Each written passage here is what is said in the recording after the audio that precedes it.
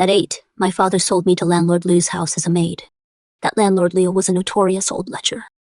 Any maid there with decent looks couldn't escape his clutches. I was terrified, so I hid in the small kitchen, chopping wood and stewing fires. 10 years in hiding, just to stay safe. But at 18, that year, I couldn't hide forever. The landlord tried, caught me alone, quartered me in the back garden, pressing his filthy face against mine. I've always been fierce. I'd never give in. So I ran to the mistress and wept out my story. But I never expected. She showed no sympathy. She called me a hussy who'd seduced the master after a savage beating, bruised all over. Dumped in the couch, barely breathing. She had a guilty conscience. Next day, she sent for the matchmaker Maggie. She'd throw in a tale of silver just to be rid of me. Maggie laughed and clapped her hands. Well, isn't this perfect timing? There is a half-blind widow in Qingyu village with 3 bachelor sons. Her eldest did marry a pretty young bride not long ago. But that bride ran off the very same night. The 2 younger brothers had been crouched at the wall, listening in. The mistress heard this and nearly trembled with delight. Then send her to the Shui family. A fine family. Truly, a fine family. Just like that, I was hauled to Qingyu village on a donkey cart. I became East Shui family's new daughter-in-law. The day I arrived, I clutched my little bundle and limped around the house, crumbling bricks, broken tiles, one full circle. Damn that matchmaker Maggie! She's really done us dirty! A maid let go from the rich landlord's house. How could she be decent? My poor son! Cuckolded on his wedding night! She was so mad she skipped dinner, lying on the bed, groaning, clutching her chest. Not that it mattered much. Barely any food left.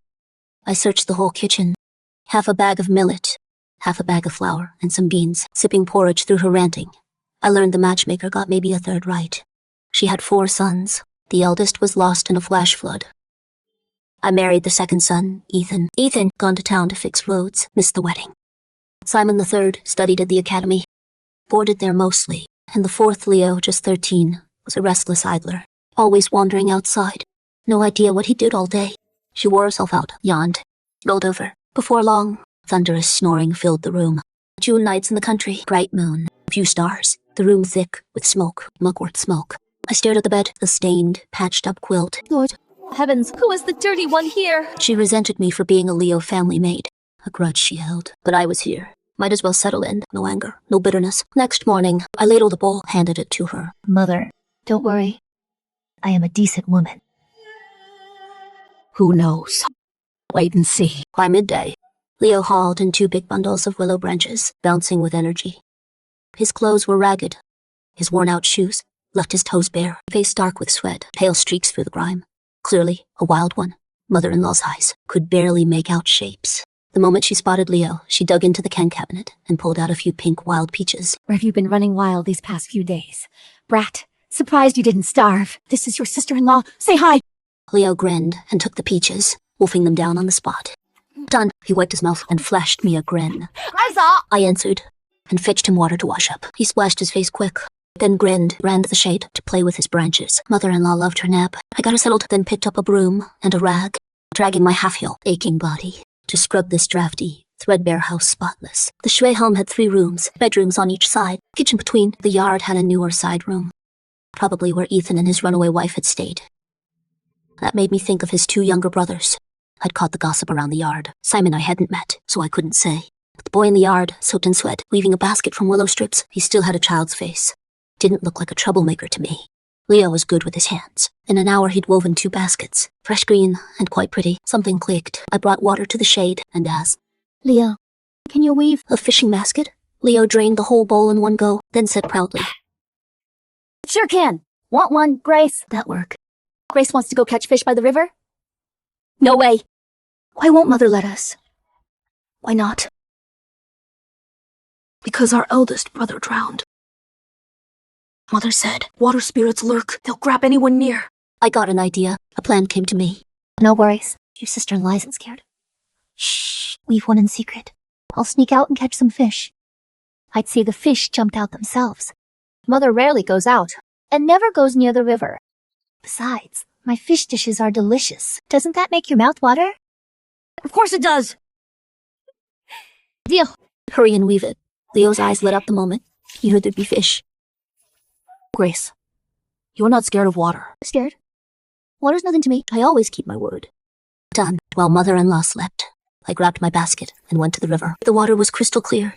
Fish sleeping in schools. Before long, I'd caught a dozen wild fish and loach. At dinner, I set out a plate of steamed river fish. Mother-in-law's sharp nose caught the smell at once. That holler nearly made Leo wet himself, gnawing fish bones. Not me, Mother. Mother, nobody went to the river. Something strange happened today. The river fish and the shrimp were all jumping wildly onto the bank. Like there really were water spirits in there. Later, while you were napping, I went to the hillside for wild greens and saw folks picking up fish on the bank. So I picked up a few too.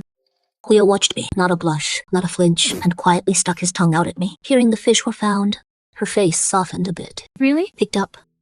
And this little is all you got? I pressed my hand to her forehead and said, Sure, Mother. I'll grab more tomorrow. After dinner, Leo patted his belly and said, looked at me. Grace, your cooking smells amazing. Take me fishing with you next time. How could I say no? For days after, we caught loads of river fish. Really lifted the family's meals. By day 7, Leo got bored and refused to come, so I grabbed the basket and went alone. Heading home, basket half full. A weasel-faced man burst from the fields in broad daylight. His eyes were bloodshot, not a word from him. Like a madman, he dragged me into the fields. That grab reminded me of landlord Liu's foul breath. I was furious. I kicked him as hard as I could right between the legs. He howled in pain. He spun and slapped me hard. He was so strong, split my lip open. Saw stars. I screamed from the pain. And that scream saved me. A tall man, filthy, shovel in hand, dropped down like a god. He grabbed me like a chick and pulled me aside. Then he drew back his arm, drove his fist into the thug's eye. What came next, I couldn't watch. The beating was brutal. When it was over, my rescuer stood over the thug and asked me, What do you want done? I gritted my teeth, turned him in. The moment the thug heard authorities, he broke, mumbling, begging for mercy. Please. If this gets out, your reputation's ruined too. I'll pay you, Silver. Worse, even worse. It made me angrier. You are the one who did wrong. You are the one who should be ashamed. My conscience is clear. What is there to fear? I bet this isn't your first time dragging a woman into the fields. Before the magistrate, you'll get what is coming! When I finished, the man beside me showed a flicker of approval, and so he dragged the battered thug all the way to find the village chief. The chief was playing chess with a fat old man under the locust tree. After hearing my account, he crouched down and turned the thug's head to face him. Isn't that Rico from Shahi Village? You dare cause trouble in Qingyu Village? Tired of living? Send this thug to the magistrate for 80 lashes. Beat him good. Your move. Get on with it. But he wasn't done. A few sturdy men stepped out from the crowd. They moved fast and wasted no time. Too hot. Oscar watched them go, wiping his brow, then smiled at the tall man beside me. Ethan, Rhodes, finished. Her wife has care. Danae, take her home. Whose wife? Oscar froze, pointed at Ethan, then pointed at me. Gone stupid? Your wife. Back home, Ethan rushed inside, voice low, and asked Mother. Mother, what is going on? What do you mean? What is going on? Who is this woman? Hey, She's the wife Mother found for you. Don't you remember the day you left to work on the road? Didn't I ask if you wanted a wife? You smiled and said, yes. So I went and got you one. Cost a whole tael of silver. Listen to me. Don't let this wife run off too. This new wife of yours is a pretty one. And she cooks well too. Could get the money. Borrowed it from Agnes next door. That's what those two were talking about inside. Drifting through the holes in the window. I pretended not to hear, washed up, then started making dinner. All that fuss from Rico, I lost half the fish I just caught. Lucky the hens laid extra eggs today, otherwise I'd have had nothing to work with. When smoke rose across the village, Leo came home, following the smell of food. Grace, did you see Ethan come back today? Is that why you made all this food? Leo saw the braised river fish and nearly drooled on his feet. My face went red. I shot him a look. Hush. Just eat. Ethan, eat more these days. Road work must have worn you out. Grace, that works nothing to me. I am fine. Good then. Ethan, have your wife bring the bedding back from my room later. Ethan choked. The fishbone coughed hard before he could catch his breath. Mother, What are you saying? I am only saying good things.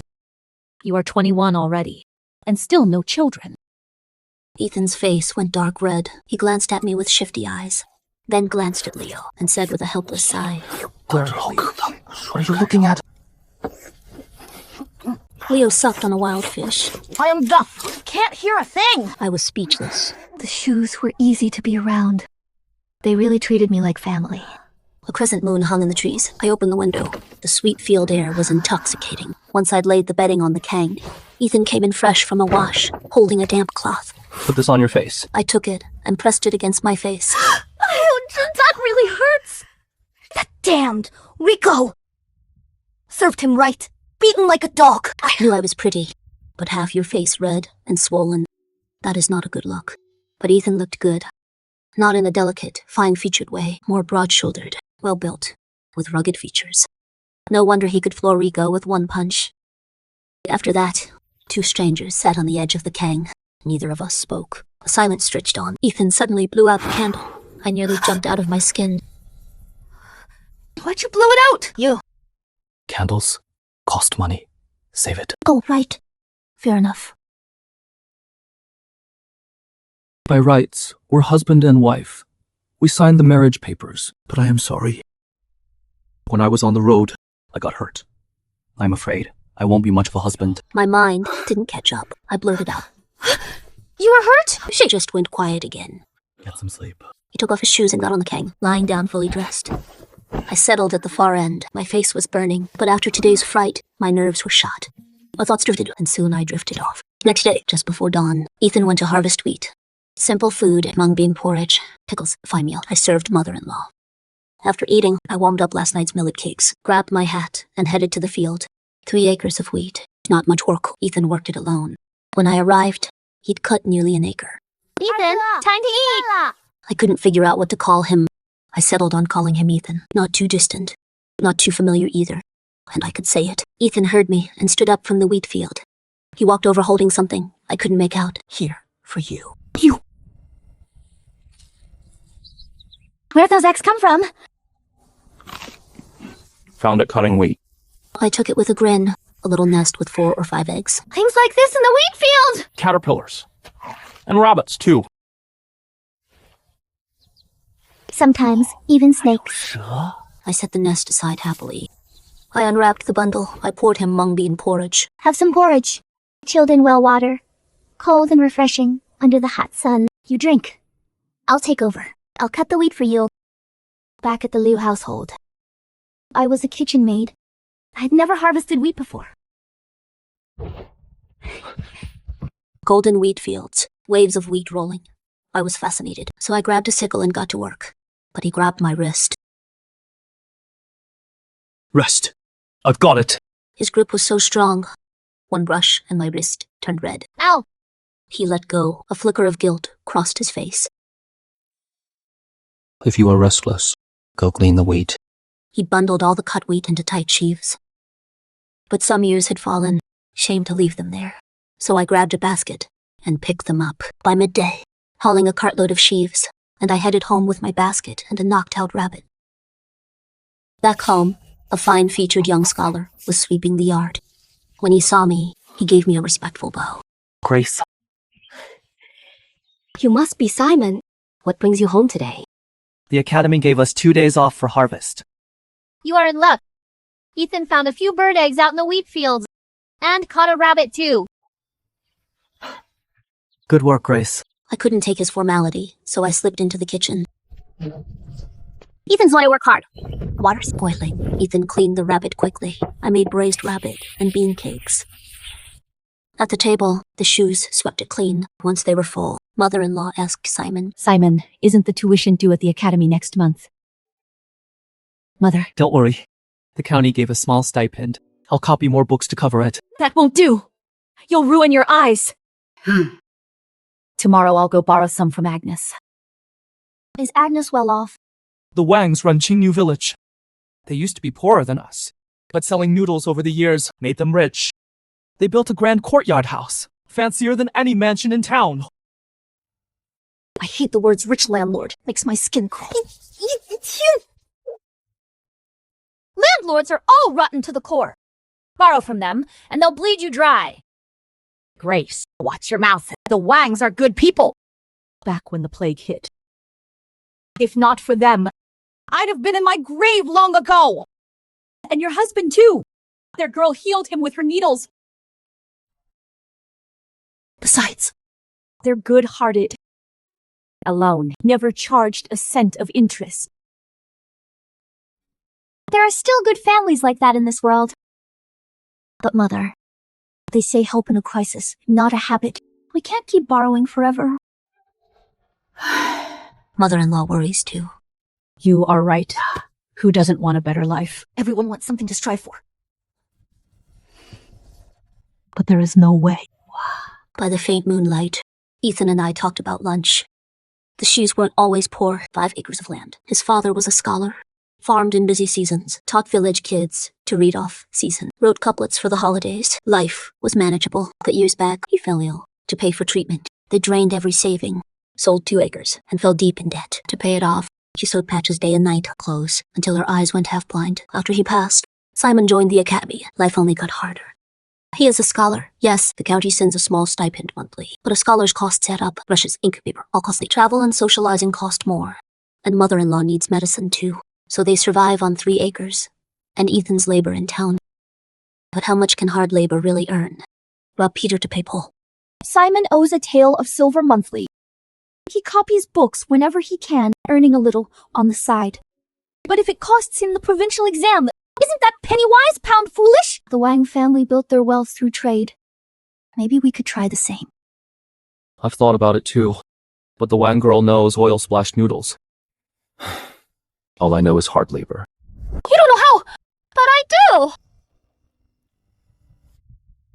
You do? Right. I know how to make tofu. In the dark, Ethan sat up too. Does tofu take much to start up? Right now, a peck of soybeans in town runs 20 copper coins. Buy from farmers directly. And you might get it cheaper. A peck of soybeans gives 50 pounds of tofu per pound. We sell at 2 coins. Or trade for soybeans. I figure over a full year, we won't be living in luxury. But Simon could study in peace. Not much to start. I have a silver hairpin. Pawn it in town tomorrow. Should do. No way. That is yours. Keep it. He refused, flat out. But I spoke up anyway. It is nothing. Call it thanks for saving my life. Cicadas droned outside, louder with each wave. Faint moonlight. Ethan lay back down and went quiet. Not a word. Just when I thought he'd dozed off, he spoke again. I'll figure out the money. I never would have guessed. Ethan's plan was to borrow from Agnes next door. Grace, that is just how farming folk are. Everyone's kin somehow. Favors bring folks closer. Ethan spent years helping Uncle Wang's family farm and build. When his cousin wed, I even helped with the fire. Seeing my surprised look, Leo crouched down, weaving a cricket cage, grinning as he reassured me. Fair enough. Wait up, Ethan. I am coming too. After breakfast, Ethan tidied himself up, grabbed some dried mushrooms, and headed to Agnes's. I caught up just in time. Good, come along. The Wen place, west end of the village, tall gates, grey tiles, blue brick, quite a sight. But once inside, what greeted us was rows of green onions and trellis after trellis of cucumbers in bloom. An old woman in grey homespun crouched by the cucumber trellis, pulling weeds. Aunt, Ethan's here, and he brought his wife. Is this your bride? Lord, she is lovely, so radiant. She must be a fairy come down to earth. I took an instant liking to this cheerful old woman. Greetings, Aunt. My maiden name is Zhao. Just call me Grace.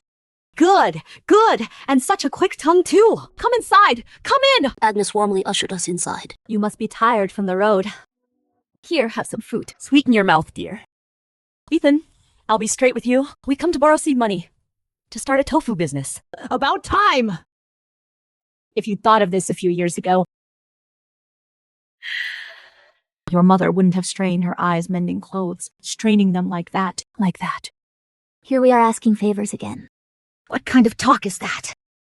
Your mother used to alter clothes for us all the time.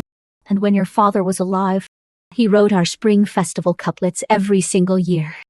It is just that Shuhua's not here. If she were, she could walk you through the ins and outs of the trade. Shuhua's gone back to the capital again. Her sister-in-law and the capital missed her twin nephews. Who knew she'd get pregnant again right after arriving there? Her sister-in-law dreaded the trip and wouldn't let her come back. As we talked, Agnes pulled out 5 strings of coins and a new piece of patterned cloth. Take this. If it is not enough, come find me again. This cloth is for Grace. Good for a coat or overshirt. Call it a little welcome gift from me. I couldn't accept. I stood to refuse, but Agnes was quicker than me. We're neighbors. We'll be seeing each other every day. Don't be a stranger with me. Ethan was a hard worker. In 2 days, the wheat was cut. Before long, tall haystacks rose in our courtyard. Leo was a handful. At dusk, he'd sprawl on the haystack. I teased him. Doesn't that scratch you? Those weed-ons are so sharp. He shook his head wildly. Nope. I've got tough skin. Can't scratch me. After days of threshing, winnowing, and planting, the summer rush was nearly done. And I started making tofu with the 5 strings Agnes lent us. I quickly got the millstone, mold cloth, and bittern. Everything was ready. Once all was said, Ethan and I soaked the beans overnight and started work at midnight. The Liu mistress was picky. She loved fresh, soaky tofu most, and terribly fussy, said Street Bud. Tofu wasn't clean. She'd only eat it made fresh in-house. So tofu making came naturally to me. Grind the beans, strain the pulp, boil the soy milk, add bittern, pour into the mold, press it firm. By the time the sun was high in the sky, 2 boxes of silky smooth tofu, fresh and ready. The green onions in the yard looked so fresh. Cold, too, made a scallion tofu dish. First bite went to mother-in-law. She took a bite with trembling chopsticks. Her face lit up, wrinkles deepening with joy. So tender, so sweet, so fragrant. Grace, this tofu of yours is just wonderful. Mother, think this'll work? Yes. It'll work. Oh, right. Old Liu passed away yesterday. Funerals today. Ethan, bring some tofu to the family. If they need help, stay and help out. We're neighbors. It is only right. But they never came to tell us he died. She said firmly, Weddings require an invite. Funerals, you just show up. That is the way of us country folk. I'd been a maid since childhood. I didn't know these village customs. Hearing that, my eyes welled up. Country folk really do have heart. I quickly pulled out about 10 blocks of tofu. Wrapped in cheesecloth, carefully handed them to Ethan. But pour, but don't be cheap. Add a couple more. Ethan gave me a quiet look. He smiled, grabbed the bundle, and left. Minutes later, he was back. Mother, Elias took the tofu and gave us a hemp rope. They had plenty of help, so I came back. Oh, it is hot out. I am off to sell tofu in town. Town's over 10 li from here. Ethan headed out with 2 boxes of tofu on his pole. Once he left, I made the most of the good sun. Bedding needs washing. July is almost here. The summer heat is getting worse. Bedding on the line dried in under 4 hours. I combed mother-in-law's hair too, made mung bean porridge. While combing her hair, she kept flinching away, a little embarrassed. Mother, why do you keep dodging? Let me help you. I wasn't kind to you before. Her flustered look had me laughing out loud. You've been good to me. Agnes always says, you've got a sharp tongue but a soft heart. I won't claim much, but I am decent enough. Leo appeared out of nowhere again, holding a clever little cricket cage. Where'd you get that? It is really pretty. I wove it from wheat stalks. You made that. And the palm fan, too. Willow baskets, fishing baskets, all sorts of baskets. I can weave them all. Just then, Ethan came in with his carrying pole. One look at his face. Sales were Sold out. Every last piece of tofu. 56 copper coins today, plus a big bag of beans. Everyone said our tofu was fresh and tender. Latecomers missed out. Really? Mother-in-law sat up, craning her neck, her face flushed red. Ethan placed the coin pouch right in her hands. Feel that. She kept peeling coins unsatisfied. She pulled one out and put it in her mouth. Mother, that is filthy.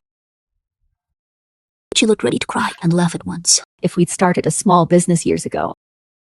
Your father-in-law might still be alive. Mentioning his late father, Ethan's eyes went red. Once we earn enough, I'll grab some herbs in town. For your eyes. I never could bear to see elders cry, so I tried to comfort her. Don't worry, Mother. Our days are only going to get better from here. Oh, right. I heard old Uncle Tian in the village does acupuncture. I'll go ask him sometime. No, no, no! That old man is practically blind himself! That little Joe broke the gloom hanging over the room. With tofu selling well, Ethan was fired up. He decided to soak another peck of beans. I was all for it. So we set the beans to soak early and blew out the candle. Before the rooster crowed, we were up by starlight making tofu. At the first crow, mother-in-law couldn't sleep. She felt her way into the cluttered kitchen and pressed a wild peach into my hand. Hey, Daughter-in-law, have a peach. You've been working so hard.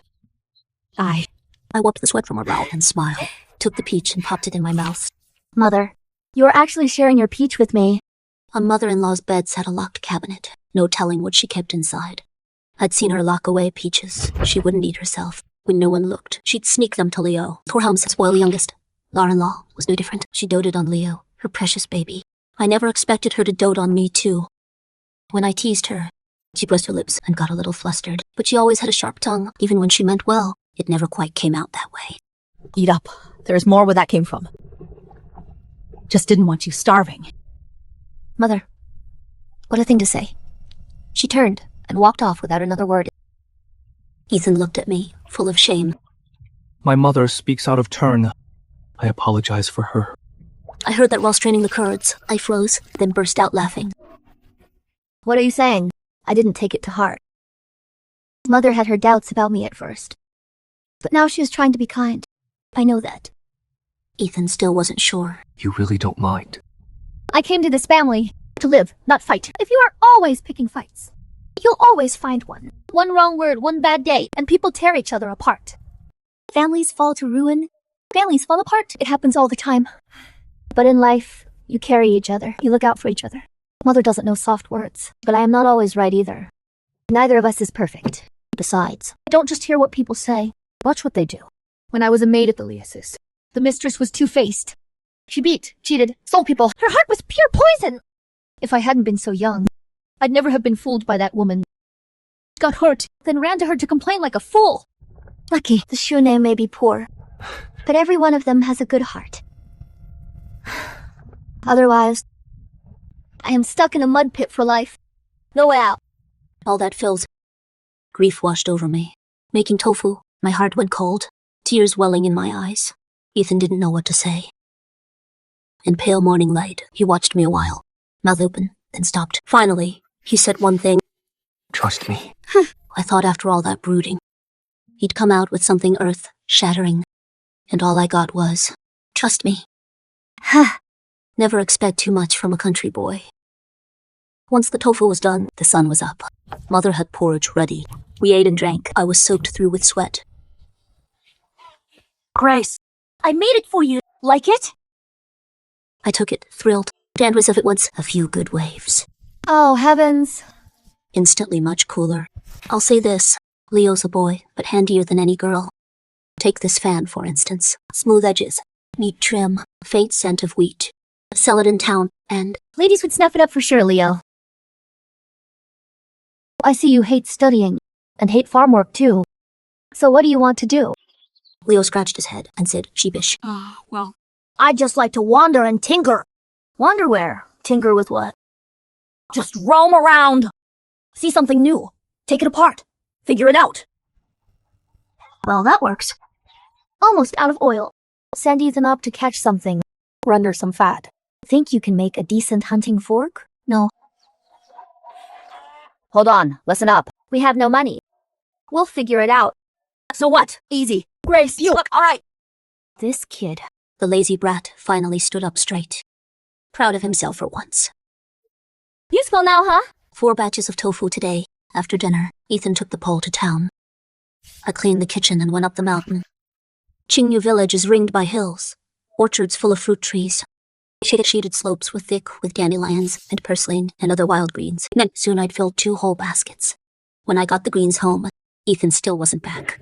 So I took my basket to the river and caught some fish and shrimp from the morning's tofu making, leftover okara. I mixed the okara with grain flour and chopped purslane and made purslane cornbread. When the cornbread hit the table, Ethan was back with his carrying pole. Over 100 coins today, 20 odd gin, 4 or 5 blocks of tofu. Left them with Agnes on the way. Agnes chased me down to pay. I refused. She shoved a slab of cured meat at me. That long, fatty slab in the basket. I had to laugh. If she shoved it at you, just take it. Agnes said if I refused, she'd never let me through her door again. Oh my. Nearly a month in Qingyu village. And I finally realized all those years at the Liu household. All for nothing. Compared to wealth. Simple folk ways, warm helping hands, and the drive to build a good life. That is what living is really about. That night, after Ethan washed up and came in, he blushed and held out a wooden hairpin. I saw someone selling this in town today, so I bought it. How much was it? Don't waste money. 6 copper coins spent on you is never a waste. By candlelight, I traced the simple peach blossom carved on top. The more I touched it, The more I loved it. what woman doesn't love a pretty piece of jewelry? Back at the Liu house, I'd saved in secret for years and bought a silver hairpin, but I never dared wear it, afraid it'd bring me trouble. And now, a man had given me one himself, worth almost nothing, yet it filled me with joy and washed away my weariness. I smiled and tucked it into my hair. No mirror in the house, so I went to the water vat and looked. I turned left and right, grinning to myself. You look lovely. Ethan held the candle, face turned away, too shy to look. He tried to stay calm, but the happiness in his voice gave him away. You didn't even look. How do you know I look good? You really do. Didn't Agnes give you some patterned cloth? Make yourself a dress when you have time, you'd look even better. Shit. That cloth. I am making Mother a pillowcase. Her pillow is covered in patches. It is a sorry sight. Make yourself something new instead. Don't worry. I'll make more tofu from now on. I won't let you go without.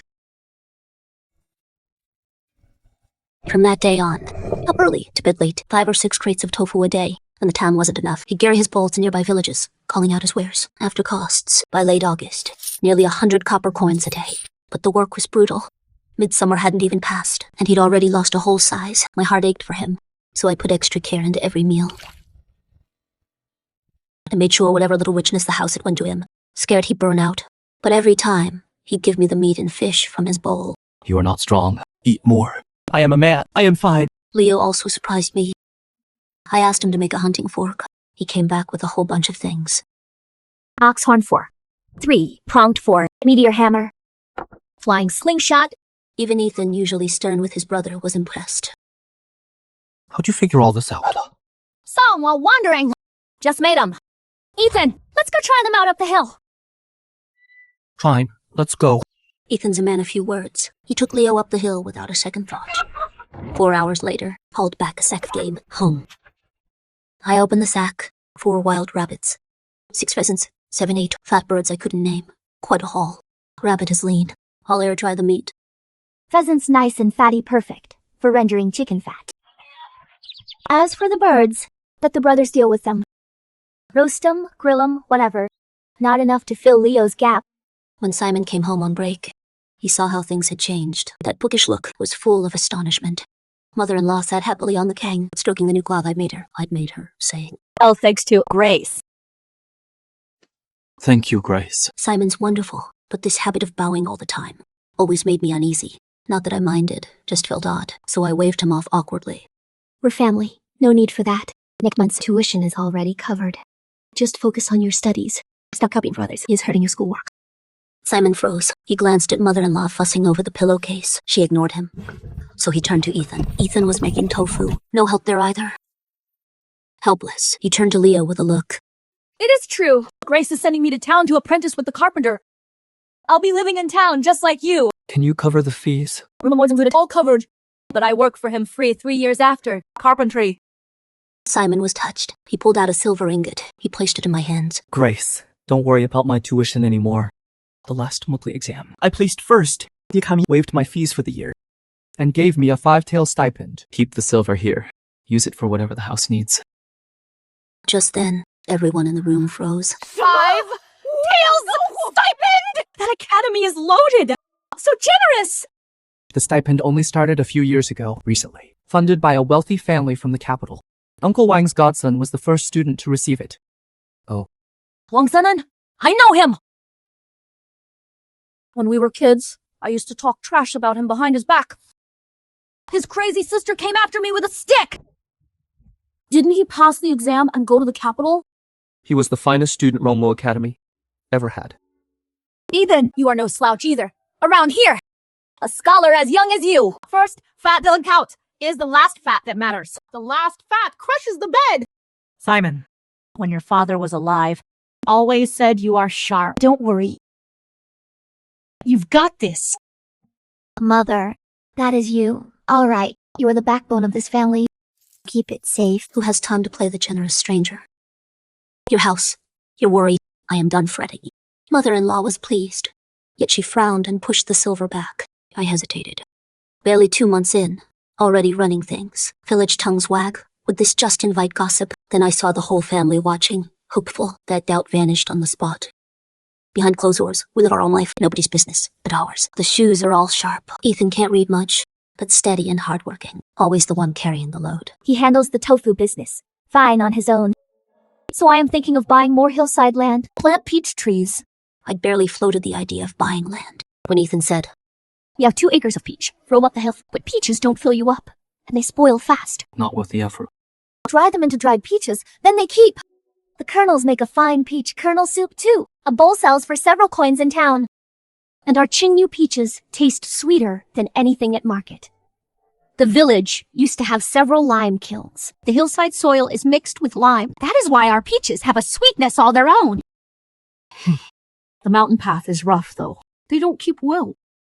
People only eat them fresh each year. The more I heard, the more I wanted in. Mother, I want to buy 2 more acres and try buying land. I am fine with that, but maybe get farmland instead. Mother, trust me. Buy the hillside land. Stop asking me. Both of you, your call! The hillside peach orchard was cheaper than the farmland below. 2 acres for 3 taels. Since mother-in-law said so, I steeled myself and bought 2 hillside acres. Ethan came back from town with good news. Old Liu the butcher took me to a few restaurants in town. Our tofu is tender, smooth, and fragrant. One of a kind. 3 places have placed orders with us. 60 to 70 extra coins a day. Which old Liu? Funny thing about old Liu? We're actually distant kin. His daughter married Agnes's grandson. Country folk really do look out for each other. Double good news today. We have to celebrate, don't we? Ethan watched me bouncing with joy and cracked a small smile. He pulled out pork offal from the basket and dangled it at me. Extra dish tonight. Maybe my eyes were playing tricks, or I was reading too much into it. But did I just catch a look of pure fondness on that rough man's face? That evening, I got to work in the kitchen and put together a spread richer than New Year's. Mother-in-law happily sent Leo to buy 2 jugs of wine. Simon had gone back to the academy. Leo was off to apprentice with Carpenter Jay in a few days. This meal was a send-off for him. The room was stuffy. I set the table by the cucumber trellis. The whole family sat down together for a proper home feast. But who'd have thought, before I went at the Chutsiks, a carriage stopped outside the gate. Moments later, a scrawny old man in a dark red robe hopped out. He craned his neck and peered in with shifty eyes. Ethan stood up and asked in a low voice, Who is there?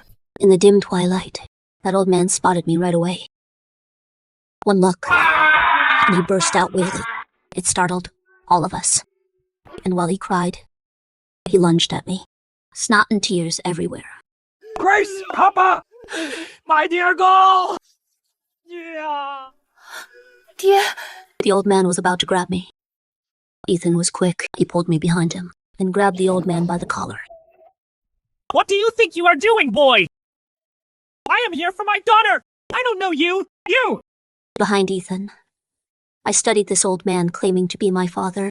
I was sure he was a fraud. Willow leaf brows. His are like brooms. Phoenix eyes. His are dead fish eyes. Cherry lips. His is a bloody great maw. No matter what!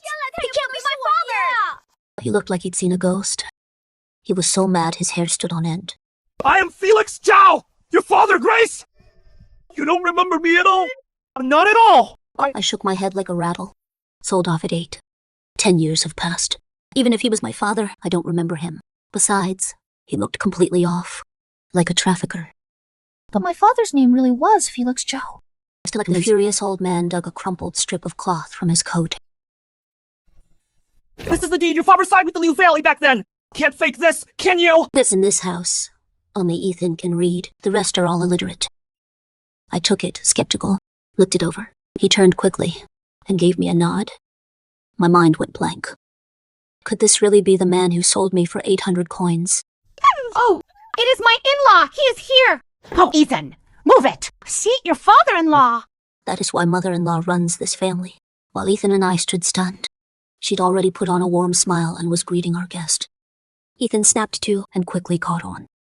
Please, have a seat, sir. Who are you calling, sir?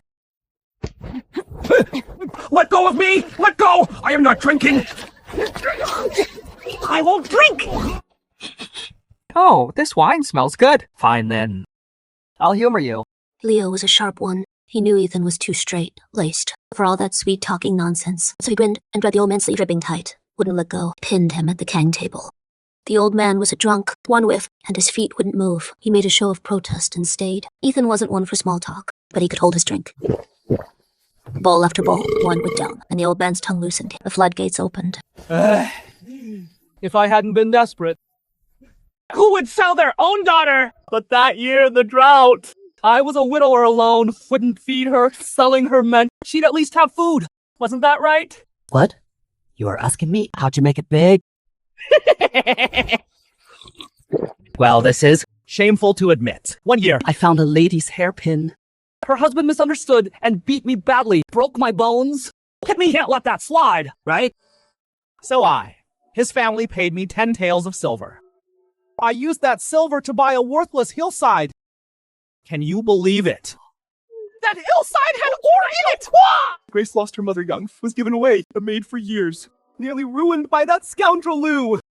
Such a hard life. Grace, trust me. Your father's here now. You'll live well.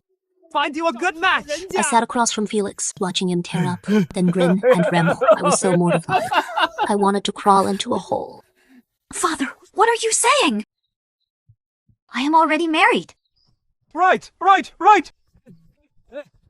My girl married you. Fair enough. You can hold your drink. Not bad. Let's get along from now on. Good Lord, spare me. What kind of father is this? Felix was dead drunk. I stayed the night, sharing a room with Leo. In the side room, Ethan lingered, wouldn't lie down, kept stopping mid-sentence. My face burned, my heart uneasy too. But I can't keep things bottled up. Landlord Liu had bad intentions toward me, but I believe you. He cut me off, firm and certain. And my tangled thoughts, like a knot of threads cut clean, suddenly came loose. From the day you insisted on taking Rico to the authorities, I knew you were a woman of integrity. My face burned. Even if I were on fire, it still wouldn't be worth it. Why'd you drink him dry, Felix? If he is not good and drunk, how do we get the truth? What if that deed of sale he has is a fake? I didn't know you had so many tricks. Not bad, not bad. Be careful. Right. But from what he said, he really is your father. Do you resent him? What is your plan? No real grudge, but no real closeness either. I barely remember him. I'll treat him like a distant relative. Though he did sell me during the Great Drought, but he had a point. A useless man raising a little girl alone. If he hadn't sold me, I'd have starved to death. Plenty of people starved back then. Still, some things you can't dwell on. What can you do? Just muddle through. Next morning, once Felix sobered up, he pulled me aside to the cucumber trellis, secretive. Grace, my girl, this here is 50 taels. A banknote. Keep it hidden. Don't let your in-laws find out you here. Last night, your father played drunk on purpose. Sounds like they treat you well enough. But you never know a person's heart. Keep your guard up. You were faking it yesterday? If I don't play drunk, ramble a little. How do I get them to drop their guard? I am speechless. What is wrong with this world? Why is everyone so clever? And I am just sitting here honest, as a fool. Felix was bragging yesterday. That hill he leased had a small mine, but it wasn't worth much. He sold the mine, 200. Start fresh in Chingshantown. His silver. I didn't want to take it. But as we went back and forth, something from my childhood came to mind. Of course, it was all hazy and half forgotten. I recalled he had a weakness for women. 200 taels was plenty for old age. But what if he blew it at a brothel? That thought, I changed my mind right then, grabbed the notes fast, and tucked them away. What about the rest? Where'd you hide it? Felix froze. His hand went to his chest. Keeping it on me, of course. Afraid to lose it. Quick as a flash, I reached in and snatched every last note from his coat. You owe me. You know that. You've seen how poor my in-laws are. How much can my husband make selling tofu? Here is what we'll do. I'll hold it all and return what is left when we're done. How does that sound? Hearing that, the old man's broom eyebrows drooped. A million tears. Gracie. How can you be like this? Let me ask you, have you remarried and had kids? Number, just a fling with a widow. Nothing more. So you are planning to leech off me in your old age. But you haven't even claimed me yet. Dad, that settles it. Felix nearly burst with joy hearing her say, Dad. Yes, settled. Settled. But Grace, you've got to give Dad 20 taels first. I need to buy a place in town. Simple enough. Your son-in-law sells tofu in town every day. I'll have him order it for you. Right. The old man sighed and walked away, walking off muttering to himself. I, Felix Zhao, have spent A lifetime being a scoundrel. How'd I raise a daughter even craftier than me? That morning, Ethan made 5-spice tofu. After breakfast, he just griped at his son-in-law. I can tell you are a stubborn one. This little tofu, split among a few restaurants. No need to hawk it in the streets. Fair point. You should build a workshop. Hire some hands. Drying the beans, boil the soy milk. Don't dump all this heavy work on my daughter. Son-in-law. Running a business takes skill. You are still green. Please guide me, Father. All morning, I'd given him grief and took it out on his meek son-in-law. My hometown's Qingshui town, Yangzhou, 40 Lai, from Qingshantan. My father Felix was the village's notorious idler, but this idler had a silver tongue. He charmed the prettiest girl for miles to marry him. But my mother had it hard. She died of illness within 5 years, leaving just the two of us. With no close kin back home, a few distant relatives annoyed him, drove him mad. So father was set on settling in Qingshan town. Ethan was capable. In 2 days, he'd spent 15 taels and found a decent place. It wasn't big, on the edge of town by cart. Just a short ride to Qingyu village. Father wasted no time. After 1 day in Qingshan town, he'd lined up orders, 3 extra crates of tofu daily. After supper, by the well, Ethan drew water. I scrubbed the balls. He smiled and said to me, Your father's something else. That is just his way. Everyone has their own way. Why would you say that about your own father? Oh, right. Liu's place caught fire today. Burned down a dozen rooms. People got hurt too. I froze. You mean my father Felix did this? Next day, Felix drove his cart back to us, all smiles, face all flushed, like he'd pulled something off, smug as could be. I quietly pulled him aside. Did you set that fire at Liu's? Yeah, that was me. How could you do that? Are you scared of the law? Arrest me? What for? I just gave a street beggar kid a few steamed buns. Told him to cause Liu some trouble. If caught, it is the kid, the beggar. Nothing to do with me. What if the kid rats you out? I was in disguise. He doesn't know who I am. My girl, don't you worry. Your dad, I am short on virtues, but dirty tricks, plenty. Anyone who hurts my daughter gets what is coming. I'll destroy him. I was a rep. A man like him, unreliable to the bone, and he'll never change. Felix came for money. He'd found a shop in town, wanted to buy it to open a small eatery. More than a restaurant. Just focus on making tofu. I'll deliver to inns and rich households. You'll stay busy. I'll give him this. Dad's got a sharp head for business, and he could read people, do the right thing to whoever he faced. Soon after arriving in town, he'd made friends with all sorts of drinking buddies. Mid-September, the regular Shulkin eatery officially opened its doors. Opening day, the place was packed. He wore a crimson robe and brocade cap. He bustled around, beaming with joy, bowing to all good words, flattering guests till they nearly floated. One table came for the novelty. The 8-dish tofu platter when the carved 2-foot tray arrived. The guests were won over by the aroma. 8 dishes nestled in the box, perfectly arranged, silky smooth, like fresh cream. Proprietor, where did you get this tofu? Honestly, We make it right here in our kitchen. If you like it, sir, I'll have it sent to your home anytime. Proprietor, bring us a tofu platter too. Right away! 1 moment! Proprietor! We want one too! My father's charm and the cook's skill, I never expected it. On day 1, the eatery cleared 3 taels. 3 crates of tofu sold out. Ethan came to help close up. Ethan checked the ledger and went speechless. Father, you are a born businessman. Better than me. Seeing his envious look, I burst out laughing. I had to cheer him up. You have your strengths too. Like what? You are strong, hardworking, iron fists. Ethan nearly choked on that. That is it? I am amazed. Isn't that enough? One punch, and any villain's down. Now that is a real man. Why wasn't he satisfied? I think I'd offended Ethan. He ignored me all evening. I handed him a towel. He just gave me a grunt. Light up, turn over, fell right asleep. Moonlit, starry night, a man and a woman alone. A sudden gust. A loud crash. Something in the yard blew over. Ethan shot up in bed. Went outside to check. Moments later, he came in, kidai shoes, back to bed, crawled to my side. He lit a candle. Here, you ungrateful thing. He handed me something in white cloth. I rubbed my eyes and unwrapped it. A pair of pure silver earrings. He bought them for me. In the candlelight. I grinned like a fool. Put them on right away. Tilted my head, pleased as could be, then scolded him for wasting money again. Remember, I do have one great quality. I take good care of my wife. Those words, I take care of my wife, left us both red in the face. Especially my pretty face, like it had been scorched, like it might drip rose, red any second. But that is me, a bit dim sometimes, right in that tender, charged moment. I suddenly blurted out. I asked the dumbest thing. Did you treat your last wife this well too? Ethan's face went red, then dark. Number? Why would I? Why? I told you everything dirty that happened at the Liu house. Can't you be straight with me? Why did your first wife run off? I heard the gossip was started by Simon and Leo blabbing by the wall. You really think Simon and Leo would do that? Then what was it?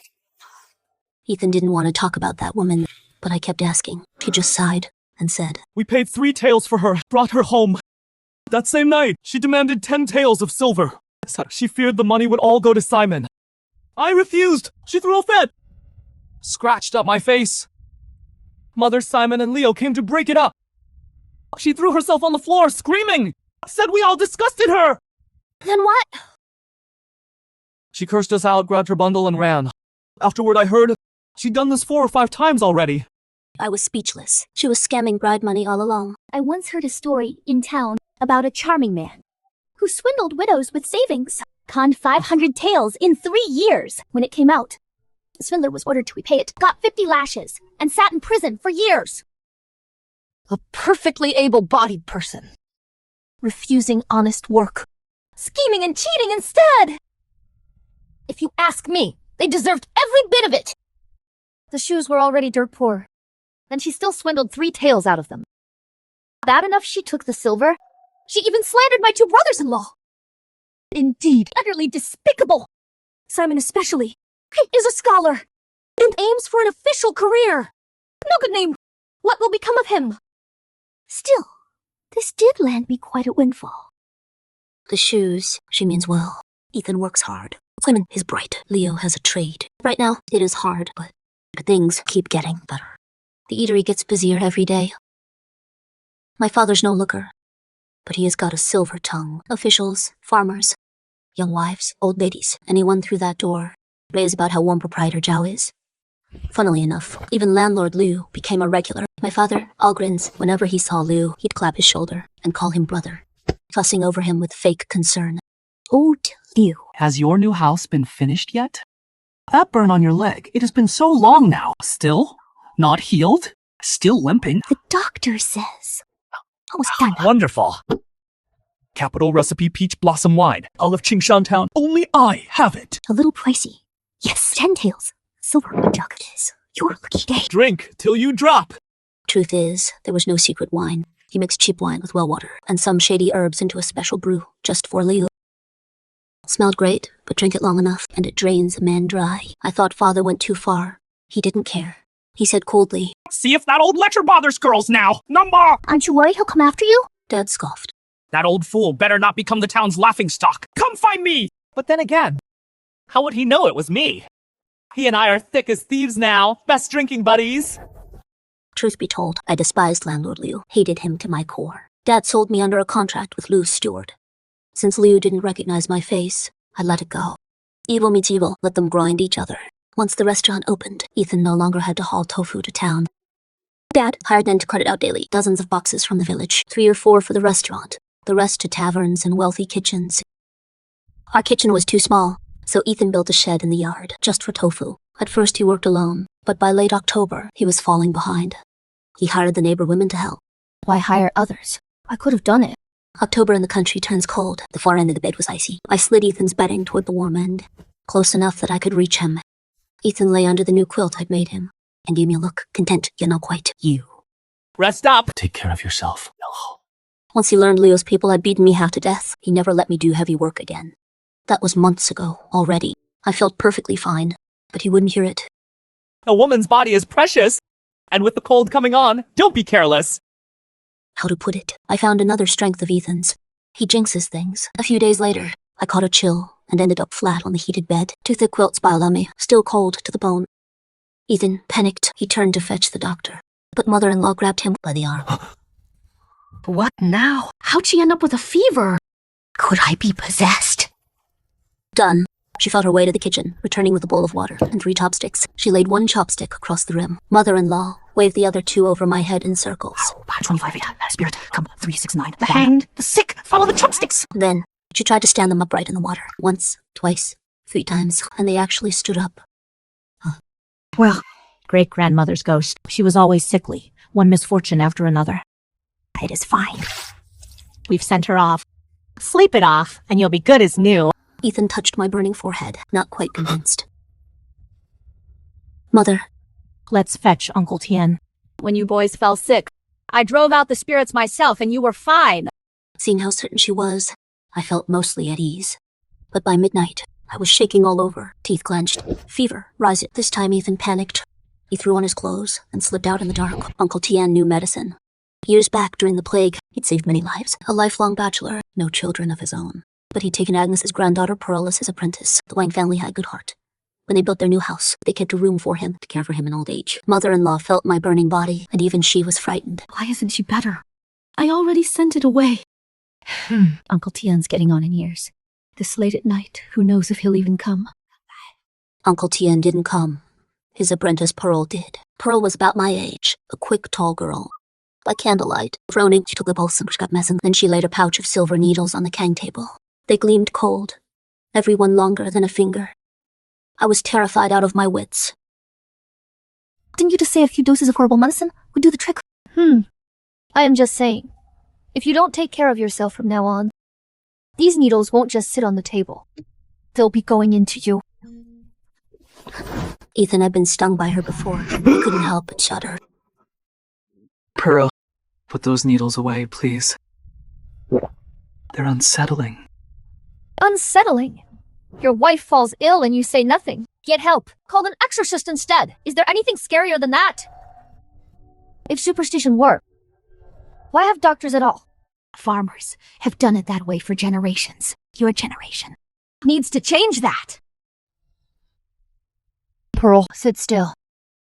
Let me take a look at your eyes. I think I can really fix them. Let's see. Hearing there was hope, Mother-in-law's lips trembled. Pearl leaned in, pry her eyes open, and checked them closely. Then she drew out silver needles and swiftly needled points around her hairline and eyes. Mother-in-law flinched on the Kang. Oh, Lord above. I'll take good care of myself, I promise. Ethan turned away. My prickly mother-in-law turned away and took my hand in hers. Behaving now, are we? Mom, her eyes may never fully heal to what they were. The damage is done. It is done. But 60-70% possible. Father came next day, rushing over in his cart. My silly girl, with this tofu stall. The Shuez earn good silver monthly. You'd better take care of yourself. Work yourself to death. They'll just find another wife. You'd just be paving the way for someone else. No Zhao gets played like that. I lay there fuming, coughing fit. What are you saying? Saying, I am speaking sense. Only real mother speaks her heart to her child. Nothing. It is fine, just a cold. I took the medicine. Almost healed now. Father sat on the bed eyeing me. Then why do you still look so pale? But as he watched, his eyes slowly went red. Then his face darkened and he spat out a curse. Damn the Liu family! Father couldn't sit still. Every visit, he'd wander the village streets. He loved the bustle, loved to chat, loved mischievous kids most. He always carried sweets.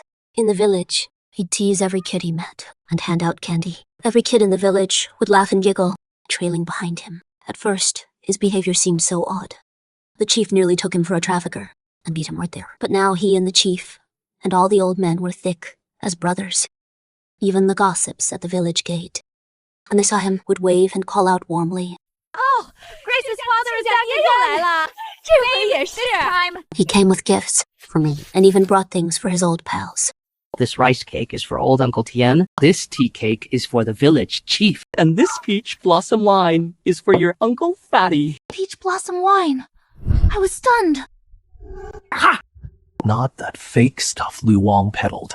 The real deal. Genuine peach blossom wine. That must have cost a pretty penny. With every coin. Qingyu Village is full of hidden talents. That chubby old man always playing chess with the chief. He is no ordinary fellow.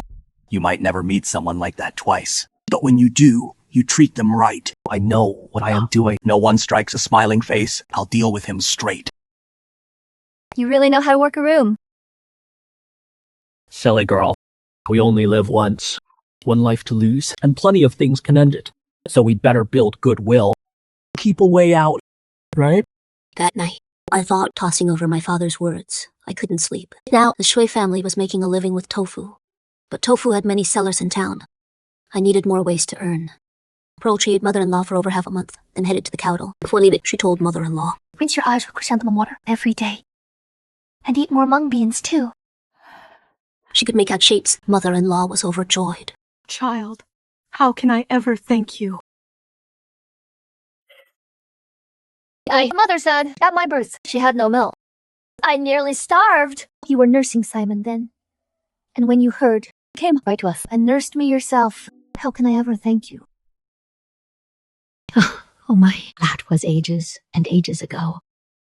Just a few sips of milk. I'd forgotten all about it. You forgot. But I never could. Wild chrysanthemums grow on the hills here. I picked some in autumn. After Pearl left, I took out the dried chrysanthemums, brewed them daily to wash her eyes. I also made several new dishes with mung beans. One was mung bean cakes. The whole family loved them. Grace, how did you make these? Tender and smooth, yet chewy too. And that mung bean fragrance, delicious! Mother, I'll tell you soon. I kept her guessing the next few days, using the bean cakes to make a dozen dishes. Vinegar bean cakes, cakes made rolls, Koreans with bean cakes, bean cake tofu stew, bean cake soup, sweet and sour, crispy fried, braised bean cakes. She came around, giving me thumbs up after thumbs up. Grace, bringing you into this family was The Shui family's blessing. Mother, I just love cooking up new things. I tweaked the tofu method and made these mung bean cakes. Chewy, silky smooth, fry them, stew them. So many ways to eat them. You want to sell them at Father's place? One-of-a-kind mung bean cakes. Think the customers will love them. Absolutely. Next day, Ethan and I rode into Qingshan town on the tofu cart. By noon, the eatery had the new menu up on the wall. Some customers ordered a plate of crispy bean cakes. Turns out they were wonderfully crisp, with a rich mung bean scent, and the price was right. 6 coins a plate. Foodies are never scarce. Food is life. Once someone tried it, the other guests got curious too. All at once, some got soy meat rolls, some got sweet and sour bean puffs, and the big spenders ordered a full 8-dish bean curd feast. Father watched the crowd pack in and bobbed his head with glee. Like father, like daughter, fine. Elders are always right, I guess. Ethan pulled me aside, secretive. He told me to rest at the eatery, while he slipped off somewhere. By sundown, he was back, arms full of brand new bundles. On the way home, he was glowing, couldn't hide it. Even his steps were lighter. I was palled. Good news. With you around. Good news daily. I lost his mind. Since when did he say things that make a girl's heart flutter? But that night, I saw the bright red silk in the side room, the quilt and the wedding candles, and it all clicked. Ethan, ready to make it our wedding night. My cheeks burned red. I stood there fidgeting, not knowing what to do. Mr. Wedding, I am sorry. Ethan's face was red too, but he was a rough man. He couldn't leave a shy bride make the first move. Didn't you say you were hurt? So? All better. Ethan blew out the red wedding candles, dripping with wax. Better or not, why don't you find out for yourself? Worth a shot. 4 or 5 months, married now, if we don't try. Even Heaven's getting impatient. Every day he and the ladies made dozens of tofu boxes, plus batches of bean cakes, yet by night, not tired at all. He'd keep going till the dead of night. Honestly, kind of annoyed. Come the 12th month, more and more folks came for the crispy bean cakes. Mother-in-law's eyes grew brighter too. That day, a heavy snowstorm hit the hills. Ethan was up at dawn, shoveling snow. I made a hot pot of tofu and cured meat soup. In winter, every family in Qingyu village hosted guests. All year long, neighbors helped each other out. Today you help me. Today I help him. Next day he helps you. Farmers are honest folk, most too proud to take payment. So come winter, even the poorest family would invite the men over for a meal. That day, after Ethan shoveled snow, made the tofu and the bean cakes, he headed to Uncle Wang's for dinner. Mother-in-law and I sat on the heated bed, sewing quilts. Still like Jade outside, the stove glowing warm. It was a rare and lovely winter scene. Then out of nowhere, soft footsteps came from the courtyard. I am back. She froze, so did I. Moments later, a woman in a floral headscarf, clutching a small gray bundle, she rushed right in. Mother-in-law squinted hard at her. You are? Mother, it is Flora, your daughter-in-law. Your eyes! There! Better. Oh my! Must be my daily prayers that moved heaven. This is heaven's blessing. Mother, I am not leaving this time. We'll live well together as a family. Where'd this daughter-in-law come from? Could this be the shameless wife who ran out on Ethan? But if she is Ethan's wife, then who am I? I've got a temper. Those few words of hers sent my blood boiling straight to my head. Just as I was about to roll up my sleeves and charge at her, mother-in-law shot me a hard look. Oh. Flora, is that you? Where have you been all this time? Don't you know, a wife must tend to her mother-in-law. Flora dabbed her eyes with her sleeve. Mother, I had no choice. Tell me, what choice did you not have? You know how it is. My mother's a widow. Before I married into the chefs, she insisted I get 10 taels of silver from you for her keep. She threatened to kill herself if I said no. So I pretended to agree. Ran home on the wedding day, played the victim, said she'd been thrown out by her in-laws, hoping she'd soften. But who'd have thought? Her mother was cruel, told her never to come back. She is your mother. You are a mother too. I missed you so much. I got sick, so I seized my chance and came back. Mother, I am not leaving. Never again. I just want to settle down with Ethan. As for others, Don't let some shameless woman fool you. Looking like a little vixen. Besides, seducing men. What else can she do? what else can she do? Mom. Mother-in-law gave a calm nod. Mom, so you are saying you can do everything. Good. I am thirsty. Get me some water, Flora. Flora beamed and ran to the kitchen and brought a ladle of water. Mother-in-law took the ladle and flung the icy water straight into Flora's face. Flora's scream died in her throat before a sharp volley of slaps landed on her cheek. Hey! You shameless wretch! How dare you show your face here? What is this?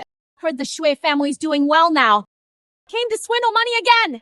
You think I am blind? Is truly blind? Can't tell good from bad. It insulted my daughter-in-law, a vixen. Let me tell you, my girl is beautiful, kind, and hardworking. She is worth 10 of a rotten piece like you. You damned, cursed creature. Well, get all rotten. Don't let her age fool you. She had a signature move. Go straight for the hair. Flora never saw it coming. All smiles, one no, but the next her hair was seized, and she lost the upper hand. She grabbed her hair and yanked her right down. Then kept spitting thick phlegm all over her face. I didn't move. I froze. 6 months in, I never knew she'd get physical, that vicious, rivaling the village butcher. I thought she was all bark. Should have known. A widow raising boys alone. Must be tough, the two of them, tangled up together. Clawing, cursing, neither let go, neither would shut up. Just then, the curtain flew open. Someone burst in through the snow. My father, Felix Zhao. My dad. This blizzard, what are you doing here? Brought you a hot pot, sweetheart. Whoa! What is going on here? Let her go, in-law! Don't pull the poor girl bald! I am the richest man in town! Silver piled high! More than I could spend in 8 lifetimes! Guess what? One! Look at you! And I knew you were the one. Why waste your time here? Come with me! I'll dress you in gold and silver! Fine food, fine living! My father, a pure hustler right then. In a blink, he'd coaxed her out the door. Outside, Flora was dragged along, half convinced. Are you really a rich landlord? Girl, you've got no eye for quality. Look at my silk robes, my carriage. Do I look broke to you? So what is your name? How come I never heard of you? My name's Xue Gong Ming! Isn't that the god of wealth? I am richer than he is. Now move it. Dead of winter folks had nothing to do. Word spread. Neighbors, shoveling snow, came crowding at the door. Ethan got word and rushed over. I saw that rugged, anxious face of his and felt a surge of real anger for the first time. After helping her up, I shot him a glare and stormed out, slamming the curtain behind me. It wasn't his fault, but I felt wronged. Wronged. And guilty too. Was I overreacting? All day long, I lay on the bed, listless, staring at nothing. Ethan tried hard to cheer me up, a man who could floor a thug with one punch, groveling, grinning and sweet-talking me nonstop. I couldn't be bothered. I think I fell sick again. No appetite, no energy. My heart felt tangled in wet weeds. Tears kept welling up for no reason. Ethan made me a pot of fragrant chicken soup. One whiff. My stomach lurched. I threw it all up. If I'd known that woman was such a troublemaker, I'd rather die alone Then marry her, you fool, Grace. She is expecting! Expecting what? That woman calls this. You are going to be a father! What? Really? How do you know? I've raised 4 sons! I know these things! The next day, I lured that woman out. To the gate. Sent to Victor. What did she? Do wrong? Well, didn't you say you suspected a dowry scam? But we had no proof. Ha! Have Constable Victor dig into it. He'll find proof. No proof. Would Victor even take the case? That is where you are wrong. Year's end. Victor's been fretting over his annual review. This year, He only caught 2 chicken thieves. Nothing to show for himself. I handed her over. He was thrilled and poured us peach blossom wine. Think he'd refuse. Ethan and I were both speechless. Unreal. Learned something new. Forgive us. We were too naive. Cases can be handled like that. Hearing the news, everyone was glad, especially mother-in-law. Felix is stewing tofu today. Eat all you want. Ethan smiled and glanced at me blushing nearby, and beaming, poured me a bowl of wine. Father, I have wonderful news for you. Grace is pregnant! Wait, I am gonna be a grandpa? What is there to be happy about? My daughter's pregnant! She came here just to upset her. I am not letting her off the hook! With that, far down his wine, put on his shoes, got up, then rushed out of the room. Dad, where are you going? None of your business! 2 weeks later, we finally learned what he'd been up to. He'd quietly hired 2 men to help Victor crack the case. And they uncovered a shocking case. Flora really had a widowed mother. The 2 drifted place to place, living off cons and swindles. Flora was small-time, posing as a bride to pocket betrothal money. Her mother was something else. Over the years, behind that kind face, she'd lured away 5 or 6 women. The strangest part, everyone who met her swore she was a good person. If it hadn't come out, her victims would have fought to care for her in old age. There's all kinds in this world. You can know a face, not a heart. The calmer the times, the more you must watch for wolves in sheep's clothing. Cracking that case made Victor a hero.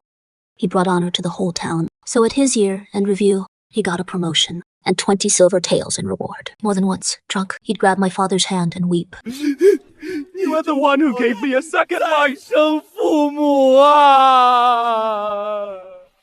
I never had such an ugly son. From then on, Victor and my dad became sworn brothers, never asking, be born the same day. Die the same day as true brothers. Year's end School let out. Leo quit, too, and came home for the new year. That is right. A clear conscience fears no shadow. Spring is finally coming for our family. Since I got pregnant, Mother won't let me work. Even the kitchen.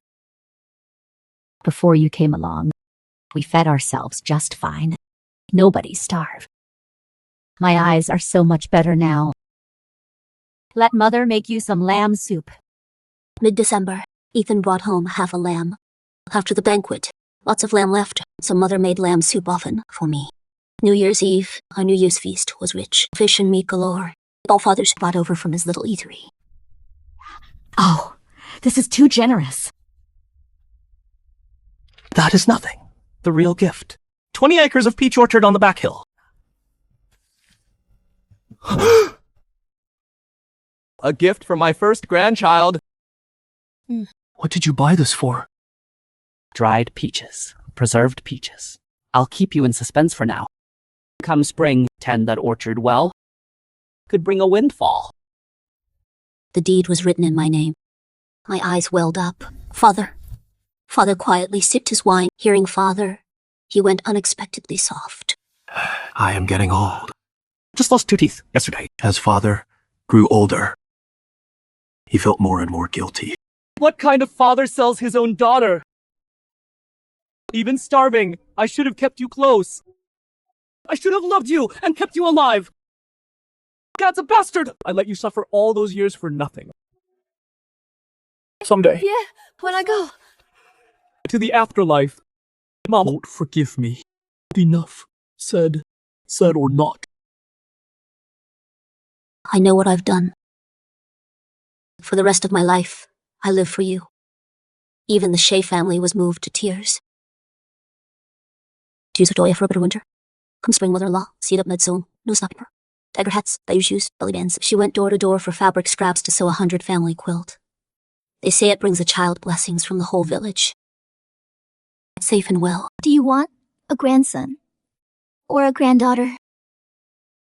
I asked him with a smile. Mother said, now don't get upset. She is hoping for a little girl this time. Don't farmers always want a son? I raised 4 rascal boys myself. I am ready for a change. A girl, I could braid her hair, sew her little dresses. Dress her up like a fairy. But if it is a boy, he'll just roll in the mud all day. Picturing those wild little brats rolling in the mud, it gave me chills. Come to think, girls are the best. Simon found a farming book. Ethan used its methods, pruning, fertilizing, and pollinating the peach trees. By April, the blossoms fell, and small green peaches appeared. He said the fruit set is much better this year. I love peach blossom scent, so I gathered a basket and made peach blossom porridge, so fragrant. One sip, I felt wonderful, but those 20 acres of peach trees, I lost sleep worrying. How many baskets of dried peaches? Then in June, great news arrived. Here, in Chinyu village, a nobleman had once tasted our wild peaches by chance and found them soft and sweet. The flavor lingered. He recommended them to the palace. The emperor tried one and loved it. Issued a decree at once. Chinyu's wild peaches would become imperial tribute fruit. Who had the most peach trees in the village? No question, us. When Father led the officers to our home, Ma-in-law was too excited to speak. Our peaches. They're really going to the palace. Would I lie? No, it couldn't be more real. Mother-in-law sat there, eyes glazed, slumped on the kang. Just a simple farm woman, even in her wildest dreams. She never dreamed of dealing with royalty. While the officers directed the carts to haul peaches, I quietly pulled Father aside. Father, what is going on? Well, Didn't I mention it before? That stout old fellow in your village. He has got connections. Once I was drinking with Constable Victor. Victor got drunk and let slip the old man had royal ties. So I kept that in mind. Once those 20-odd acres ripened, I picked a basket and sent them over for him to try. And look, it all worked out better than I ever planned. Why would royalty come here? Why not? Chinyu village isn't far from the capital. Simple, honest folk, beautiful scenery, perfect place to retire. Haven't you heard? Every summer, nobles from the capital come to cool off, stay at the Wang estate. Sounds like a dream. You girl. They handed you all that silver. Still sounds like a dream. I'd worried all those peaches would just rot. But overnight, they became a fistful of heavy silver. 35 taels! Plus the tofu and beans. Ethan's making over 100 taels this year. In our village, that is well off. But it is brutal, Ethan especially. He has grown so thin this past year. Meanwhile, I've rounded out 2 whole sizes. Even so, Mother and Ethan saved every good bite from me.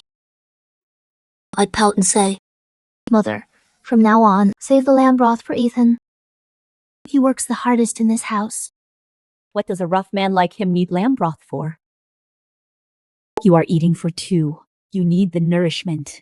Don't worry about weight. You'll slim down after the baby comes. And if I don't?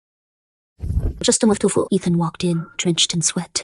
Poised and graceful. Isn't prettier even better, Mama? What are you on about? Never feels his own exhaustion. In August, after a night of screaming, I delivered a rosy little girl. Mother-in-law was thrilled. Every free moment, she'd find a crowd, always talking about little Ayu. Have you eaten? Have you eaten? It is goat milk cream. The goat milk is from Little Ayu's family. He sent it over. Didn't you know? Little Ayu eats well and sleeps well. Everyone just adores her. Ma'am, pick me 3 blocks Of tofu. Good for recovery. Make it 2. Eat more tofu. Her cheeks will be just like my granddaughter's. So soft, so fair, you'd never stop kissing them. Oh! Mother, stop going on about Ayu every single day. Spare a thought for Simon, too. He went to the capital for the exam. No telling how he's doing. Right. Simon is young. Even if he fails, there is always next time. He is just a kid. Who compares to us? Little Ayu is Grandma's precious darling. Though she acted like she didn't care, I knew Mother-in-law was anxious too. Why else would she sneak off to a temple 30 miles away to pray? Simon is the family's brightest child. All these years, we scraped by, stretching every last coin.